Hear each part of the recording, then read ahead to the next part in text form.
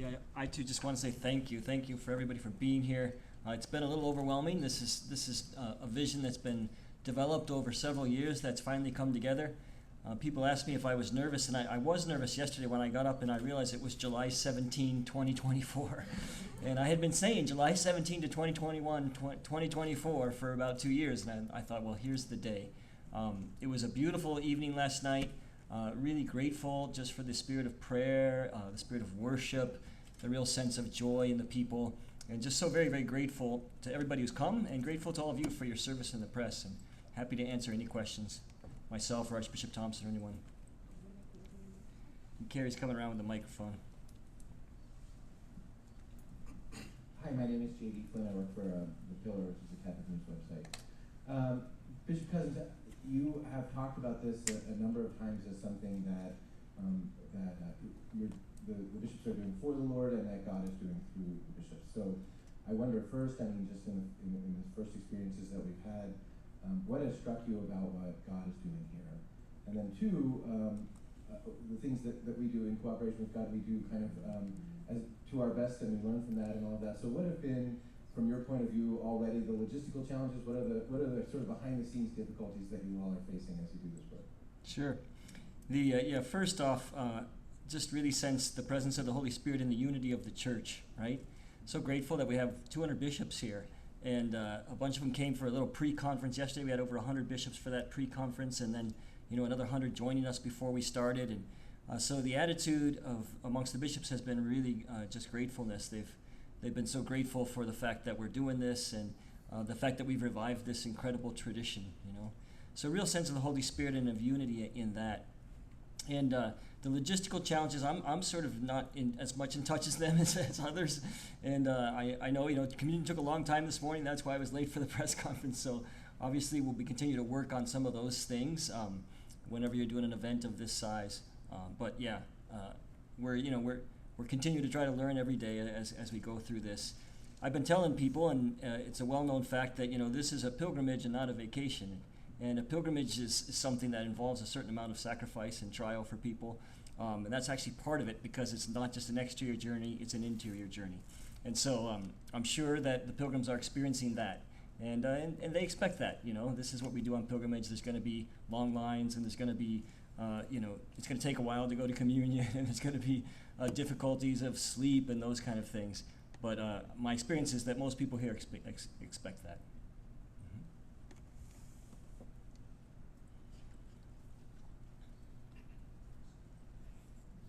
Hey, Bishop Cozzens, my name is Jay Ramirez. I'm a Catholic content creator and storyteller. And so after what we experienced last night at Lucas Oil Stadium, what is your message to the next generation of Catholics and Gen Z? Well, I would say first off that the church is young and Jesus is alive, right? Jesus is alive and the church is young. And I was just impressed with the families I saw last night and how they stayed through the end of the night, right? I was just so impressed by that. And the church is alive, Jesus is alive, the church is young. There's a lot of hope for the church. And really what we're trying to show here is that the heart of the church is Jesus, and especially Jesus in the Eucharist. And we tried to show that last night by the way we began, right? We didn't start with, hey, welcome to the 10th Annual National Eucharistic Congress. We started with, here's the Lord. This is why we came. And as long as the youth of the church keep that central, then the mission of the church will continue strongly.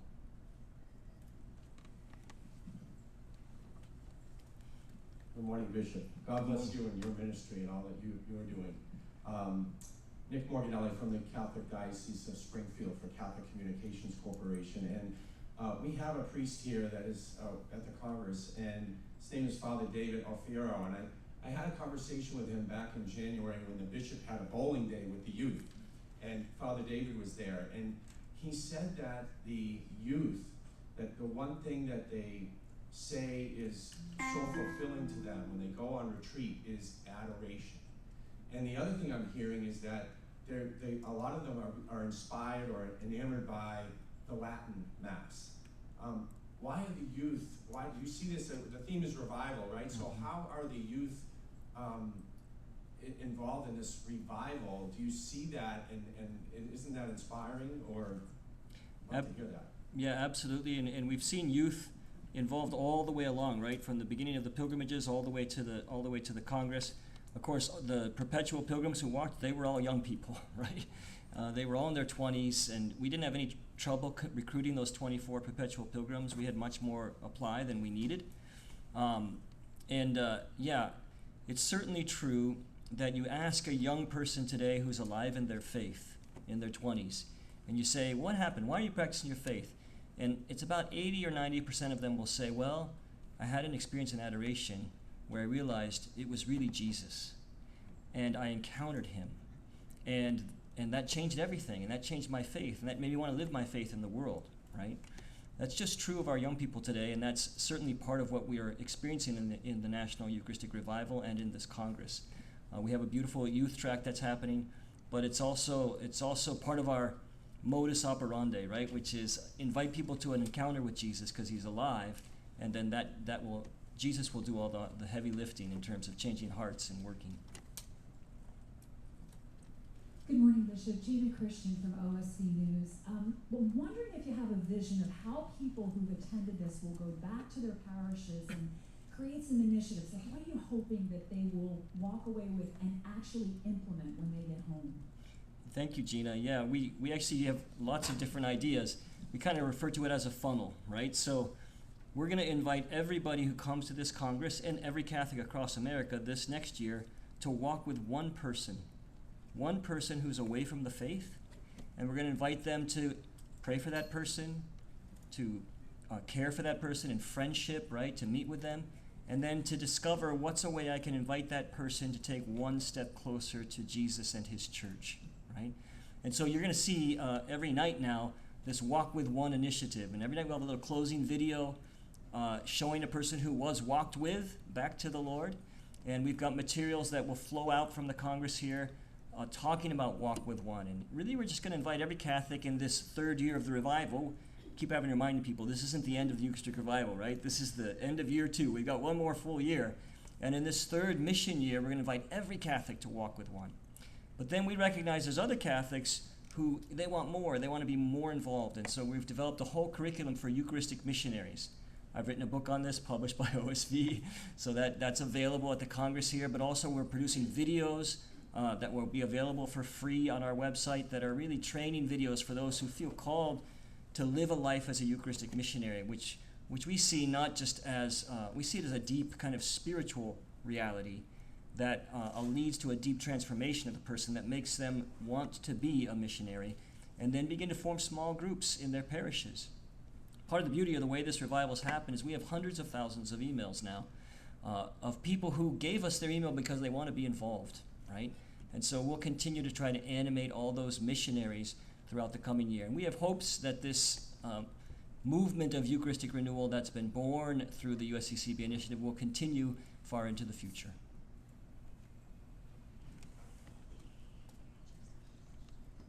They've asked many of my questions. I'm Joyce Spivey. I'm with the Diocese of Wheeling, Charleston in West Virginia.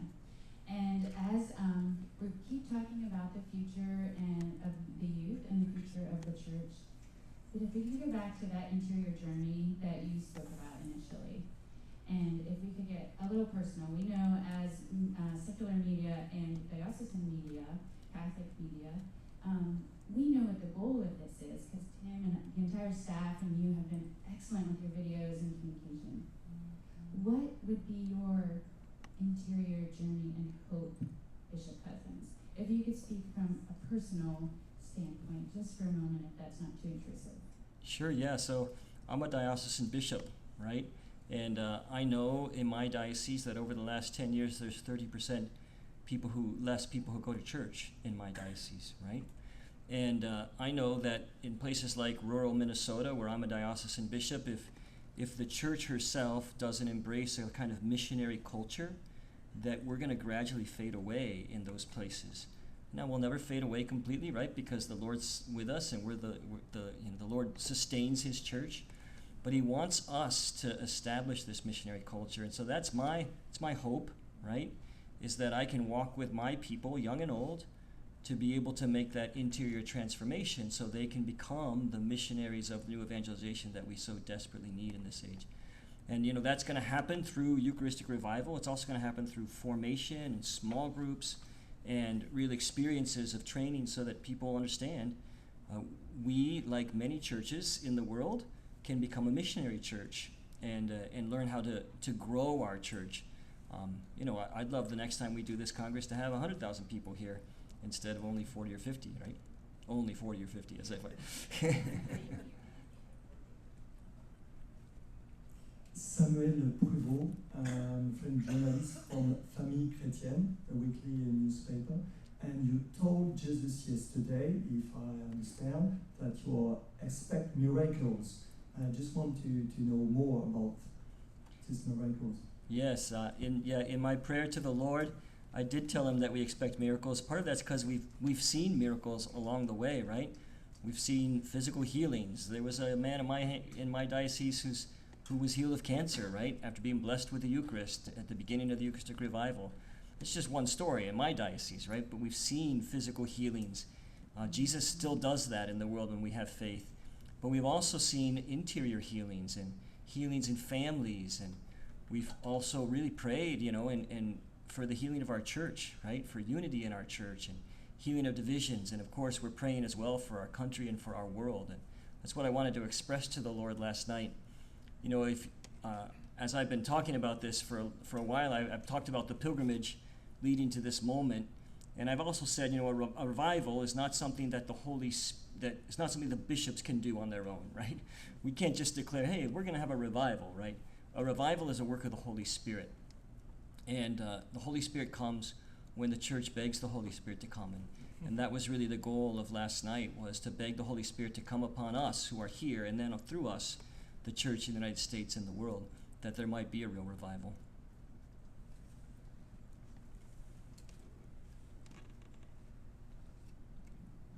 Hi, Bishop Phil Urban from the St. Paul Seminary in St. Paul, Minnesota. Great to see you. Two-parter for you. Logistically, here in the coming days, can you just talk about the role that seminarians are playing and what their presence means? And the second part, more globally, moving forward in the days and months, what is your expectation for the role that seminaries need to play in the Eucharistic revival and ensuring that devotion? Thank you. Yes, I don't know how many seminarians we have, but it's around 500, something like that, who are here from around the country, and they're doing all the behind-the-scenes liturgy stuff, right? So they're also participating in things, but they're also doing a lot of help behind the scenes. You'll see all of them in the Eucharistic procession that we'll have on Saturday lined up, right? And I think for the seminarians, it's a great opportunity, one, just to serve Jesus in the Eucharist as they're here in various roles of service. And we provided some housing for them at a university close by so that they could be together but also serve joyfully. And it wouldn't happen without them because we need servers.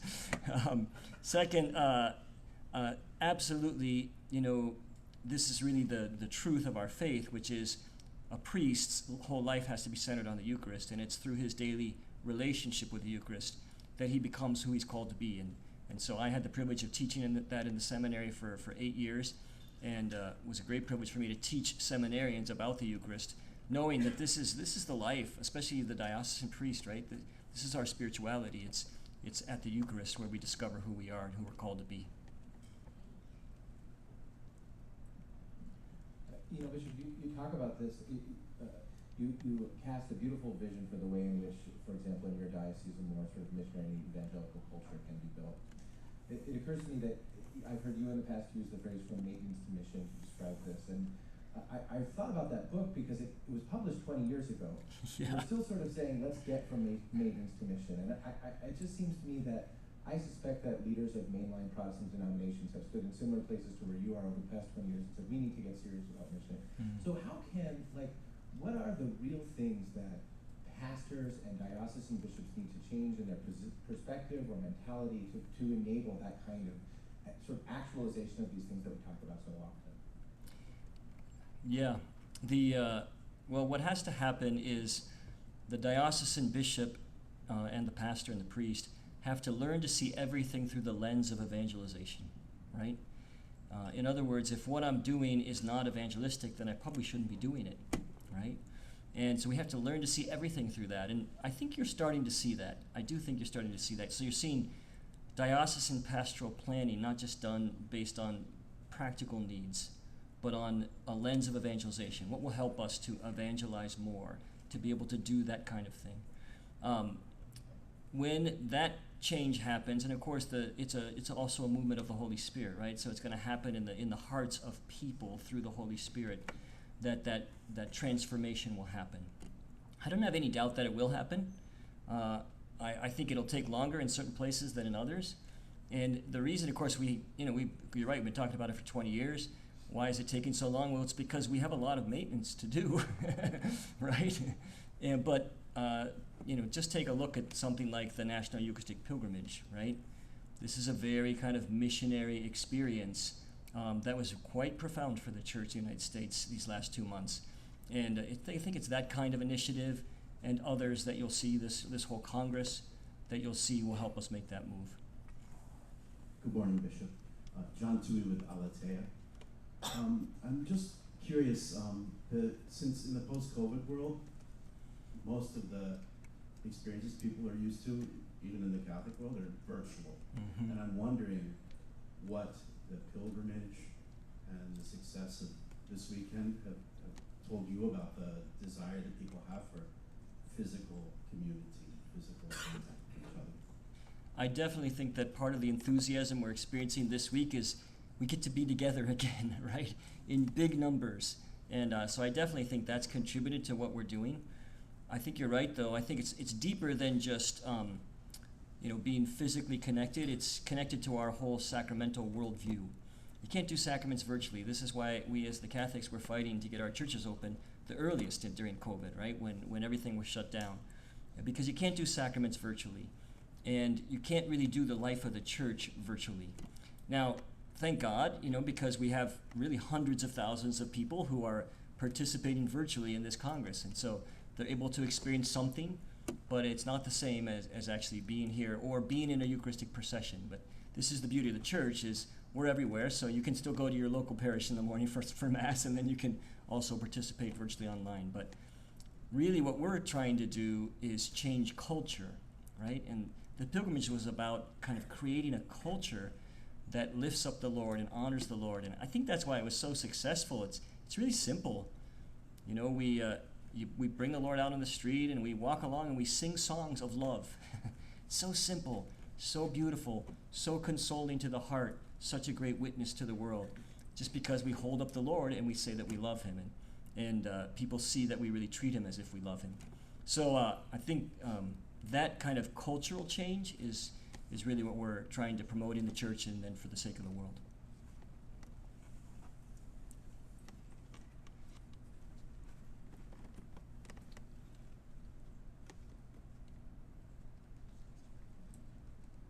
Bishop Cozzens, Brian Fraga from NCR.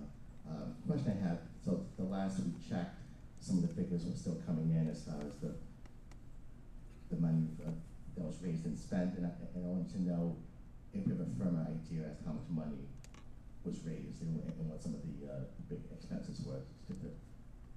Yeah, Tim, do you want to answer that question? Yeah, we released some projections for where the final budget was going to arrive in March, and we're coming in